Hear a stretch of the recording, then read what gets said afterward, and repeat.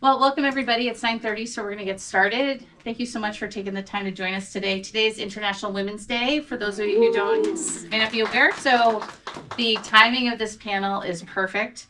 My name is Trisha Canavan, and I run Tech Foundry along with two of these wonderful people that are on the panel with us, and one of our partners from MassMutual, who's critical to our success. This is a panel discussion. It's meant to be super conversational, right? Like, we're a small group. We hope that, this will be very interactive. We have 45 minutes. So we're going to do 30 minutes of Q&A among the panel. But again, please, if you have a comment, don't hesitate. And then there's 15 minutes at the end for questions from you all. Super briefly, why are we talking about this, right? I think that certainly in 2024, issues related to diversity, equity, and inclusion for all sorts of different constituents of people are at the forefront of everybody's mind.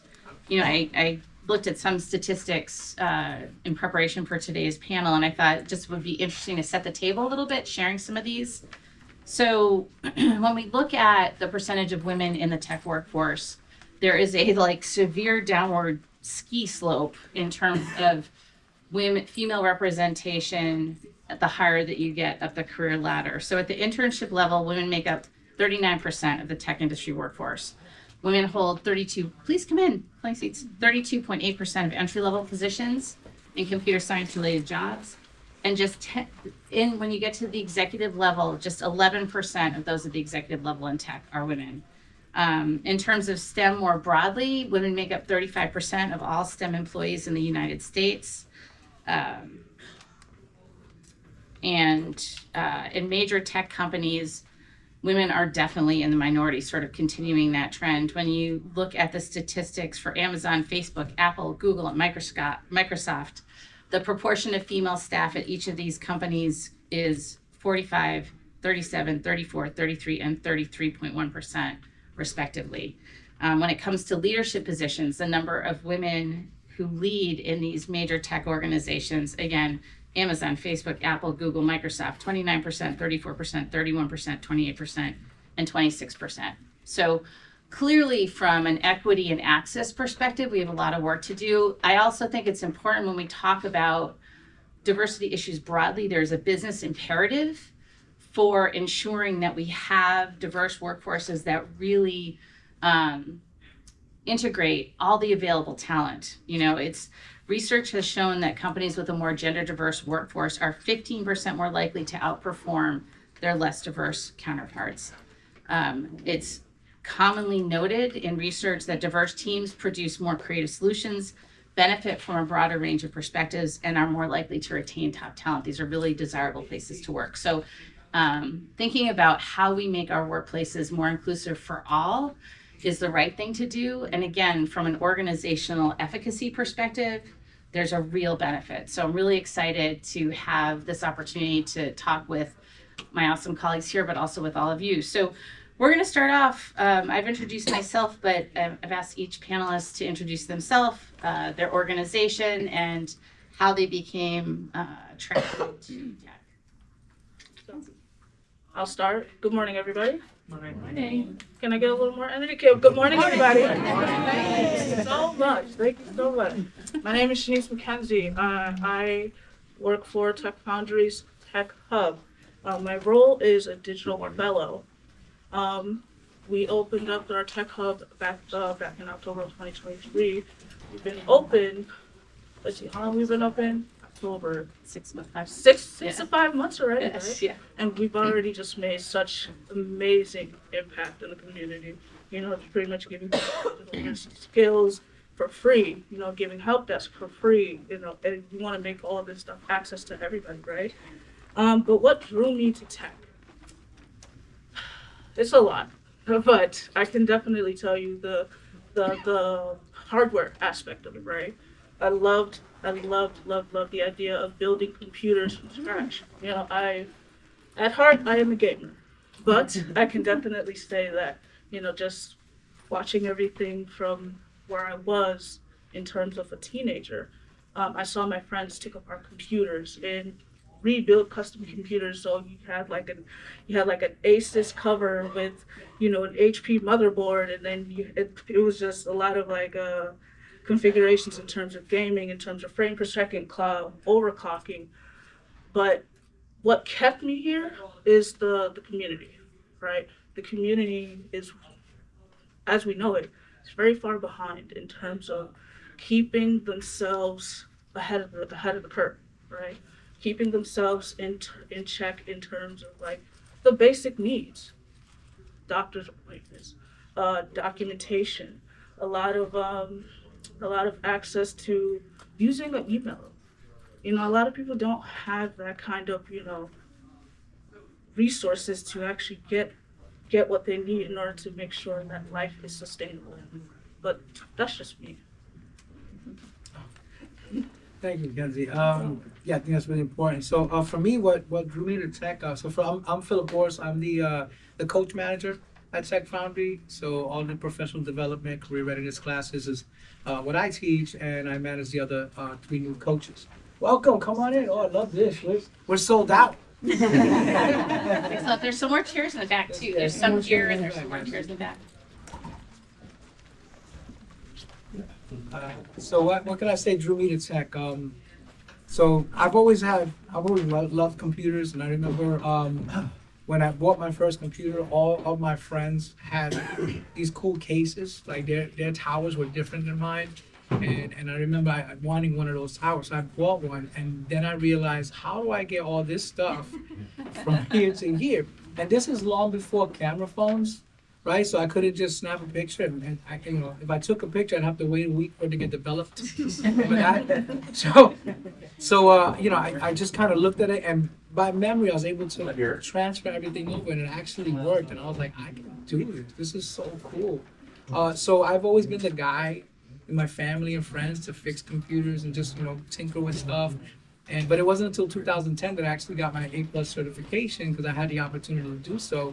And I was like, well, now I actually know what I'm doing. Like I can say I know what I'm certified now. So that's what I did. I took my A+ in 2010 and grandfathered in. I never have to recertify, which was the very last exam to do that. And I've always been interested since. And my journey to Tech Foundry kind of took a turn. I didn't go directly into tech. I did all kinds of other stuff, and but my wife's son used to teach at Tech Foundry.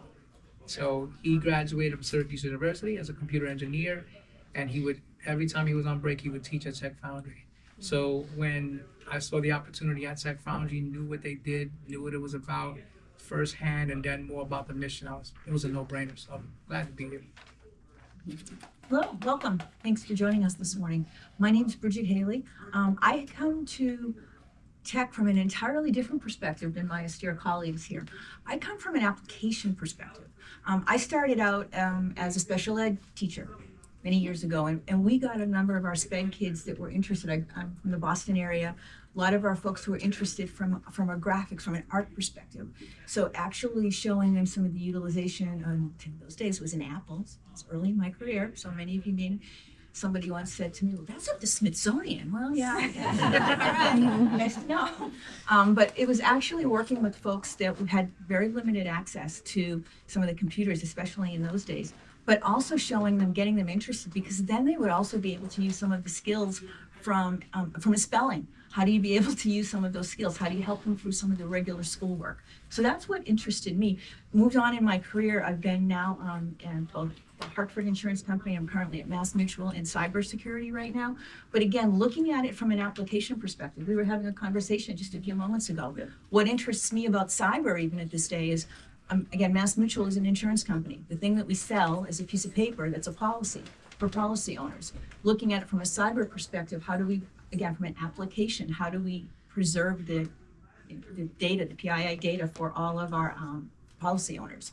So again, it's the application of the tools that is, so again, very different than my experience, but happy to answer any questions. Great, thank you so much. And I realized that I didn't tell everybody what Tech Foundry is. I assume the whole world knows, but probably don't. So Tech Foundry is an IT-focused workforce development organization that sits at the intersection of both workforce development and economic development. We were founded in 2010 by 2014 by area employers who saw a need and an opportunity to increase the tech workforce in Western Mass, both to address the hiring needs of local employers, but hopefully create a stronger tech sector that would attract more companies to Western Mass. And we are explicitly focused on working with people who are underrepresented in the tech industry. And so our recruitment activities are focused on that. We're located in downtown Springfield. We have a tech hub in Holyoke, which, as Shanice was saying, is focused more on digital literacy. And our director of our tech hub is here, William Medina, as well as Lynn Tran, our marketing coordinator. Thank you all, many of our Tech Foundry students. Thanks to our awesome students. So, and with Jessica, Jessica, one of our instructors sitting right in front of me. So, again, just wanted you to have that perspective. Happy to, of course, answer any questions about Tech Foundry. So, I'm going to start with Phil, actually. So, Phil, when you think about recruiting women to tech, we as an organization are explicitly focused. As I said, we work really hard to increase the number of female students that we have and not only get them to come to the program, but to retain them in the program and then help support them as they launch their tech careers. So, Phil, can you address specific strategies focused on particularly our female students as we think about recruiting them and working with them? So first, I'd like to say I love that not only do we talk the talk, we walk the walk. Just sitting in the room right now, like Jessica's one of our technical trainers, who's also an alum of the program. Lynn Tran in the back, she's our marketing, and she's also an alum of the program. So when I think about it, again, Marie-Ange, who's supposed to be sitting in this seat today, but she's not well, so hope she gets better. But she does everything she can to be out in the community. We continuously foster partnerships with local organizations, schools, anything she can. As a matter of fact, one of our main partners, I would say, is Dress for Success, which ironically is the same organization that referred Marie-Ange to us. So building these relationships and continuously being in the community is really how we get the word out. We also rely on our students. Our student members, as we call them, because we consider them members of the program. They have success stories of their own, and so we're not relying on advertising because we don't have a budget for that. But we rely on them to share the success, share it with their friends, family, post it on their social media, on their LinkedIns, share what their experience was like coming to Tech Foundry, after Tech Foundry, how we help them with employment support, finding that dream job or that first job in IT.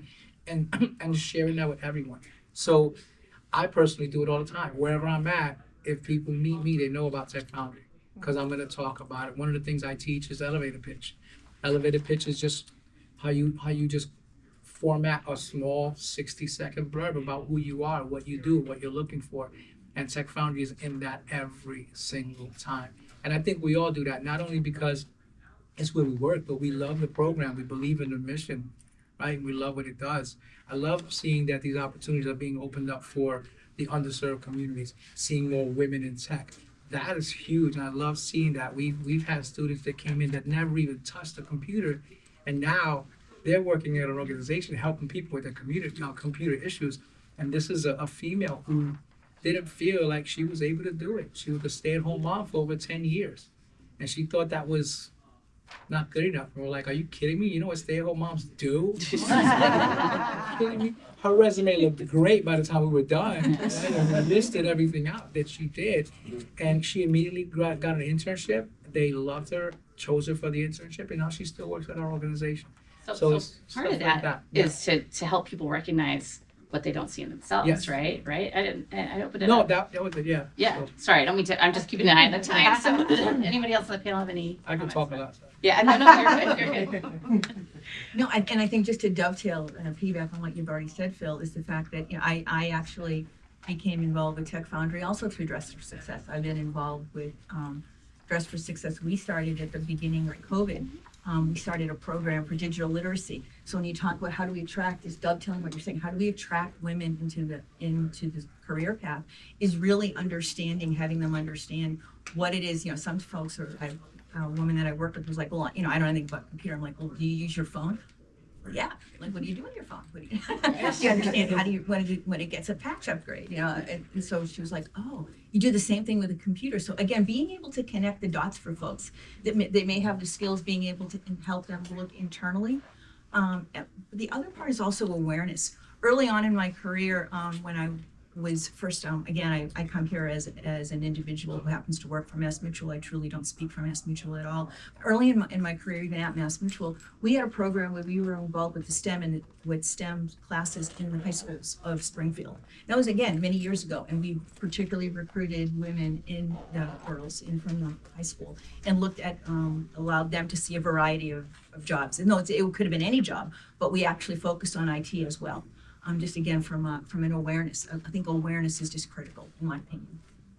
Thank you. And I think we have heard from our female students in particular, representation is really important. So when Marie-Ange or Shanice or anyone from our program, Jessica, goes out and is talking to people in the community, it's, oh, I can see myself, look, so representation matters. We know that for sure. So Bridget, I'm going to ask a related follow-up. What initiatives or programs have you seen implemented to support the retention of women in tech positions and or to promote them into leadership? So one of the items that we have that I've seen in effective in a variety of places, whether it's in volunteer organizations or the professional organization, is mentorship. And I say that because it sounds almost cliche now. Everyone, I need to have a mentor. But it's not always the case for women in a little bit more than entry level or in that first level of management position, because sometimes we think about mentors as being a mentor for someone new to your entire career path. But mentorship is critical when it's coupled with advocacy. So from an advocate perspective, getting that great job, to open it up from a leadership perspective.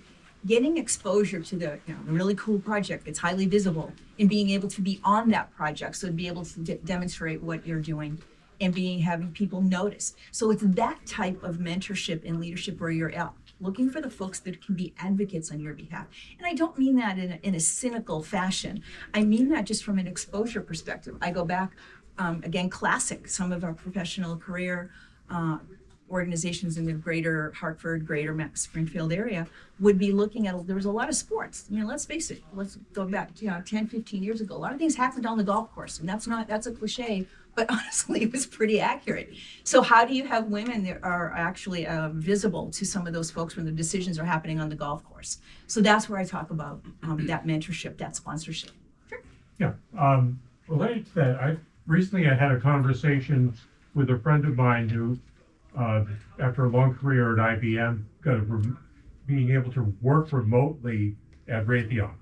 And she's a senior engineer, and she is now wondering, how to get to a leadership position. So can you talk a bit about mentoring Sure. women who are working remotely and so don't have, so they're not going to be on the golf course, they're not going to be in the casual, going out after work and so on. It's a perfect segue. I can speak to that from a very personal level. We actually were very concerned about that with folks coming back after COVID, and where folks now are often there's remote, percentage of your workforce is remote or at least hybrid. So being aware of that, and folks that are earlier in their career. So I was actually partnered with another woman at MassMutual, and we started a networking community for women that is specifically focused on remote, making sure that we have opened that up to different types of engagements where people have exposure. And we've made that a talking point for our leaders, men and women, so that those networking activities are remote. And we're trying to be real creative about what that looks like. And it's not just somebody sitting and listening. How do we have small group, leveraging, again, from a technology, I'm all about the application. Looking at Zoom and being able to have breakout sessions. Thank you very much. Being able to have breakout sessions and making sure that they're engaged and that we have smaller groups. So we really are recognizing that. I know that there are other areas as well, but really trying to make that connection for folks that are now remote. All right, thank you. And I think that that's very applicable, to early career professionals as well, regardless of your gender. I think that there's a lot of research about, for those younger professionals getting visibility to leadership is really, really difficult if you're remote. So thinking for organizations to be intentional about how they're creating those structures that will allow for that. Sorry. So piggybacking off of Bridget, right? I just want to talk from like experience in terms of mentorship. Now, when I think about mentorship, I think of them as like pillars in my house of knowledge. So I separate them in terms of categories. So leadership, right? Technical skills and soft skills. And I compartmentalize all of the people that I've worked with just within the year of me starting my tech career to help me gain the knowledge that I need in order to go up in terms of like my career. In the leadership aspect, I have about 2 mentors. They go by the name of Shannon Mumblow, which I'm sure she is not here right now, and another leadership person that I actually look up to is our CEO, Trisha. You know, Thank you. so I didn't you know, expect that. I'm like, let's tell me. So I look at them and see how they go about speaking to the public, making sure that the things that we're doing is being seen. And in terms of the technical aspect, we have our lovely instructor here, Jessica. She has taught me really everything I know, along with our next instructor, who is actually out in Colorado. His name is Johannes Ramaka. He's actually the director of curriculum for our technical school. They've both like given me so much in terms of like how to build a network, how to even just function the simple stuff like Outlook, Excel, Word, and then other applications that not a lot of people have access to, like I spoke to you about before, right? And then in terms of soft skills, I look to a lot of people like Phil, our HR, and obviously our lovely marketing director Lynn. I definitely look to them in terms of like what it is to like keep yourself engaged with the community, keeping yourself relevant and making sure that you're selling yourself on top of that. It's basically like you're painting a picture for yourself, right? Man, what are you telling people that you can do? What is it that you want to do in terms of your career path? There's definitely different ways that I go about looking at a career path and what I want to do in terms of education, which bringing all that back around into one big career push for me. But that's just from my experience. That's great. I like the idea of, like, when we talk about mentoring, we can think about people who are in a position to be a mentor, and then so there's a strategy there. And I think if you are earlier in your career, how do you seek a mentor, right? Exactly. And what do you look for in a mentor? So I think that's really helpful. Thank you. One other thing that I briefly mentioned is the idea of sponsorship, right? And so there's a difference between mentorship and sponsorship, and I'm sure many people are aware. Like, mentoring is like, I'm gonna work with you, I'm gonna coach you, I'm gonna help you identify opportunities. And sponsorship is really saying, it's you, it's not me. Like if you have an opportunity to put someone else forward, and bringing them into the conversation, if you are in a position to do so. Sponsorship, mentorship intertwine, but when we do both, and when we have both intentional organizational strategies to do those things, as well as our own personal priority, I think Bridget walks the walk in everything that she does, both at work and also in her personal life. So thank you both. So Kenzie, I'm actually going to go back to you. Sure. When we talk about women, not always, but frequently maybe the primary caretaker in their families or in their communities. And Kenzie, can you and the panel, can you discuss how you've seen flexible work arrangements or what policies have worked when we really think about engaging women in the workforce, retaining women in the workforce? Particularly, we're still, thankfully, mostly done with COVID recovery, but I think, we're still sort of navigating some of these things. So I can speak from the remote aspect and the flexibility that Tech Foundry has with us. So when we have our stay-at-home days, before I even get to work, the first thing I do is I help my partner with our grandmother. She has dementia, and it's a little bit harder for her to navigate the day-to-day life. Getting up, getting dressed, eating. it's very, very limited for her. So staying home and actually helping with, the elder needs, it's more so like for me, it's personal, because not a lot of things are that, elderly have access to, like having a nurse's aide, having like, cleaning services come to their house and actually working and cleaning up their place and stuff like that, bringing them to the bathroom, the simpler things in life that she just doesn't necessarily have the access to, right? And then and moving into more so helping the elderly in terms of technology. A lot of the elderly that I've met over the years, when I say they're far behind, they still write on pen and paper. Like, pen and paper is just 100% dead. Like, you can, like, Yes. pen and paper is like their holy grail.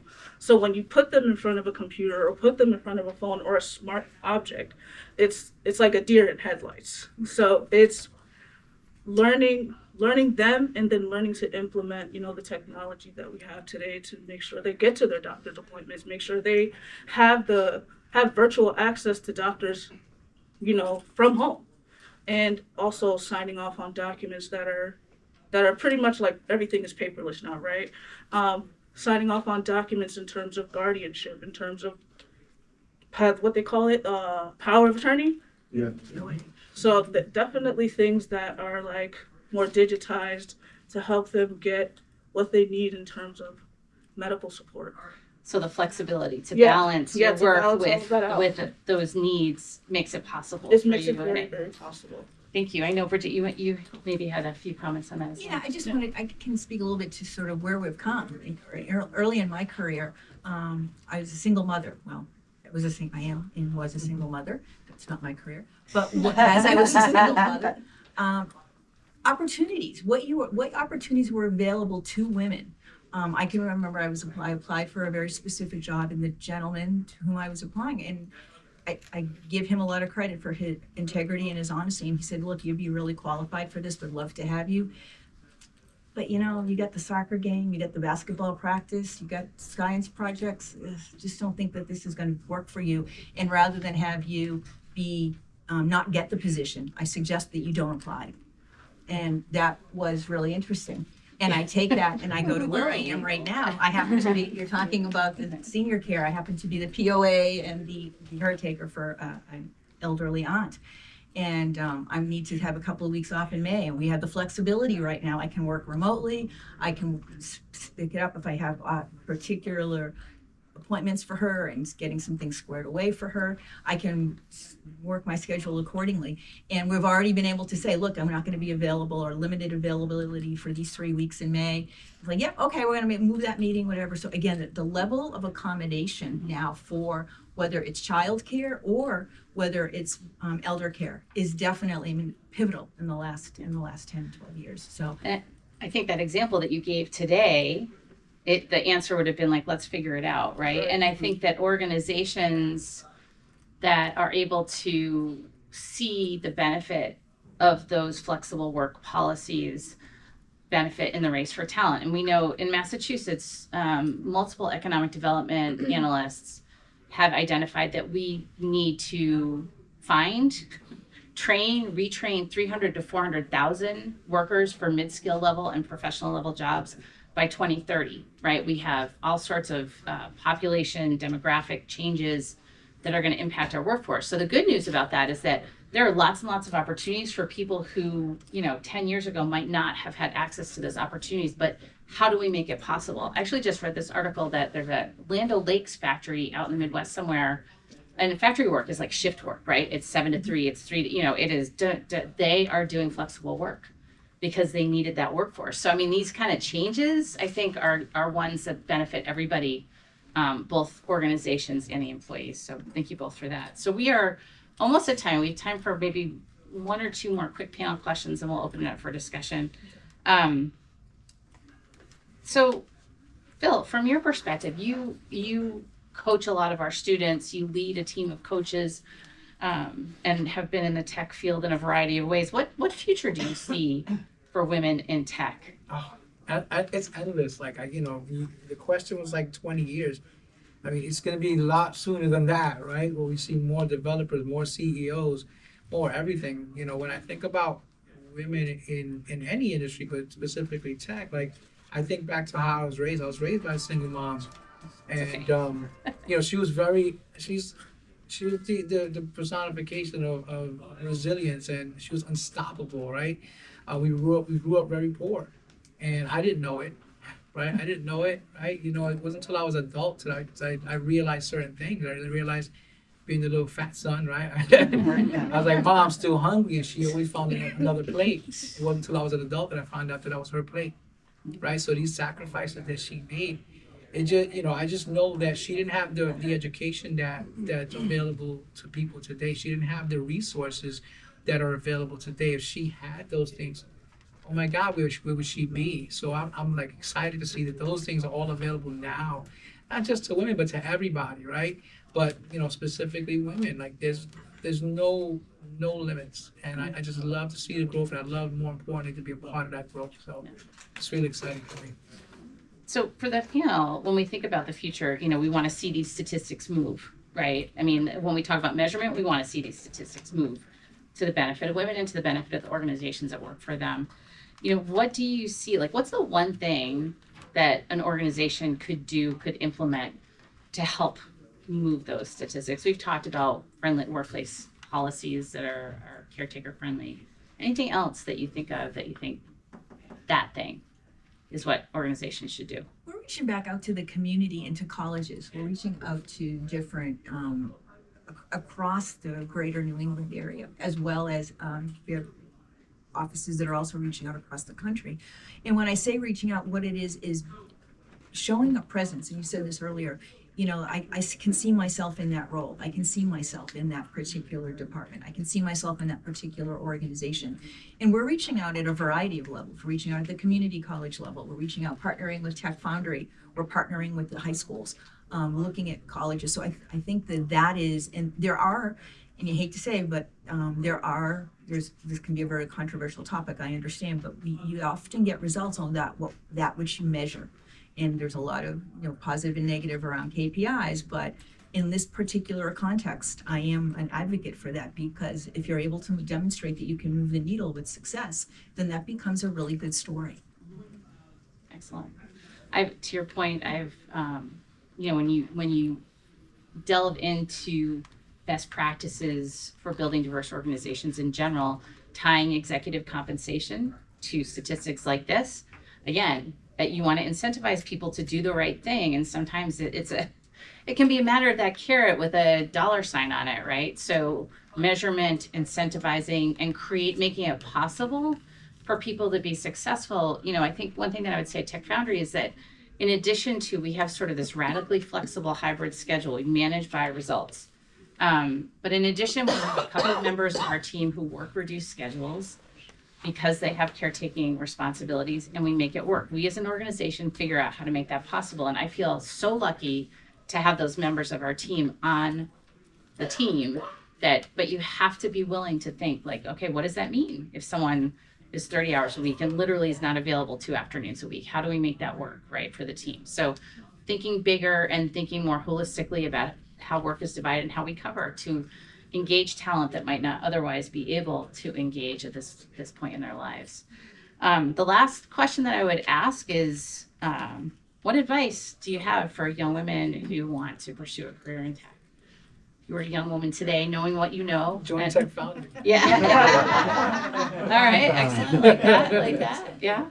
Any other advice? When it comes to tech and, in terms of advice, figure out what it is that you want to do in tech, because the streamline is vast. Don't be afraid to take that first step. Always think about what it is that you want to do in the tech industry and how you can actually benefit and then still give back at the same time. I would say that have the goal, but be open, right? Because as you're learning, your goals may change. They may shift, right? You may go, I want to be into coding, and then you get into networking and you're like, oh wow, I love being more physical and I don't want to sit in front of a computer and type all day. Like, it just depends on what works best for you. So my advice, take the first step. Hopefully it is Tech Foundry, but take the first step and figure out which way you want to go. And don't be afraid to shift your goals. Just identify the things that work for you and do that, right? Find something you love and do that. That's what I would say. In a similar fashion, I'm looking at it in terms of trust yourself. Do whatever you can in order to, what is of interest to you, and you can find those supporters of your interests. And I also often look at it in terms of talking with folks who are like, well, I couldn't code that. I couldn't take apart my computer. But thinking about it in terms of applications. I mean, honestly, one of the things I really go through with and think about a whole lot is Uber. Sure, there's a whole boatload of tech behind it, but the reality is it's an application. It helps you get from one place to another. So what are the things that you would like to do? And then thinking about tech as a means to an end. So again, as I said, I come from it from a very different perspective than my esteemed colleagues here.